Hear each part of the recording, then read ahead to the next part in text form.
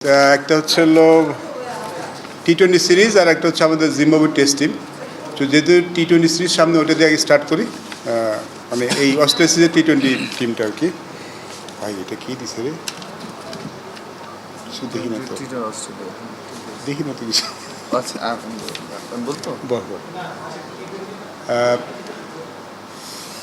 Australia টি-20 সিরিজের জন্য যেটা হচ্ছে সেটা আমাদের captain Liton Kumar Das, Parvez Hossain Emon, Tanzid Hasan Tamim, Mohammad Saif Hasan, Shamim Hossain, Towhid Hridoy, Kazi Nurul Hasan Sohan, Sheikh Mehedi, Nasum Ahmed, Rishad Hossain, Shoriful Islam, Mustafizur Rahman, Taskin Ahmed, Nahid Rana, Abdul Gaffar Saqlain. 5+ star rating প্রাপ্ত দেশের সর্বোচ্চ বিদ্যুৎ সাশ্রয়ী ওয়ালটন এসি। স্মার্ট কমফোর্ট এখন নেক্সট লেভেলে। আরেকবার so I think Liton Kumar Das, Mohammad Parvez Hossain Emon, Tanzid Tamim, Mohammad Saif Hasan,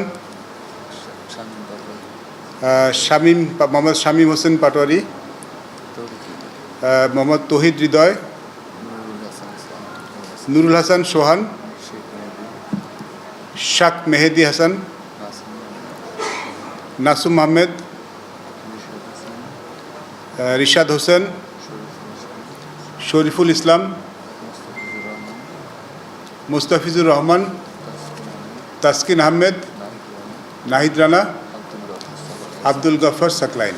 Ripon মণ্ডল নেই, সাইফুদ্দিন নেই।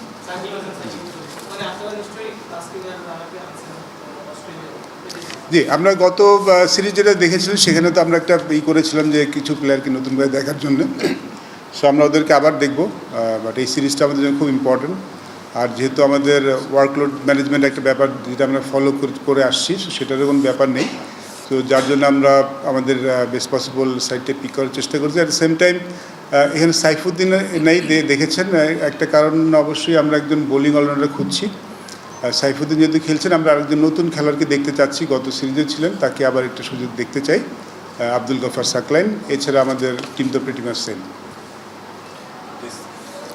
আর টেস্ট টিমটা বলে দিই, জিম্বাবুয়ে টেস্ট স্কোয়াড। জি, third ODI team most likely unchange, সেটা আমি বিকালে বলে দেবো এখন। জি, আজকে দিয়ে দেবো, অসুবিধা, আপনার কাজ ছোটো সহজ করে দেবো আর কি।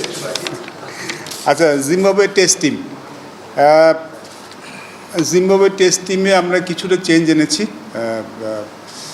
আপনারা জানেন যে যেহেতু আমাদের অনেক ব্যাক টু ব্যাক সিরিজ আছে, বা ওডিআই টি-20 অনেক ম্যাচ আছে, তো আমরা একটা জিনিস তো অবশ্যই আছে যে আমরা কিছু খেলোয়াড় দেখতে চাই। অ্যাট দ্য সেম টাইম আমরা কিন্তু একটা জিনিস সবসময় বলি যে আমাদের ফার্স্ট প্রায়োরিটি কিন্তু ম্যাচ জেতা। সো সেটা আমরা যেন ওভারলুক কখনো না করি, সেই দিকটা আমাদের মধ্যে থাকে। তার মধ্যে যদি আমরা কিছু চেঞ্জ করতে চাই সেটা করি। আর ওয়ার্কলোড ম্যানেজমেন্ট একটা ব্যাপার থাকে, সেই জন্য আমরা কিছুটা চেঞ্জ এনেছি।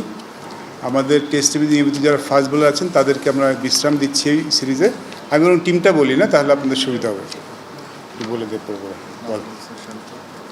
ক্যাপ্টেন নাজমুল হাসান শান্ত, সাদমান ইসলাম, মাহমুদুল হাসান জয়, তানজিদ তামিম, মমিনুল হক সৌরভ, মুশফিকুর রহিম, লিটন কুমার দাস, তাইজুল ইসলাম, নাইম হাসান, খালেদ আহমেদ, এবাদত হোসেন, হাসান মাহমুদ।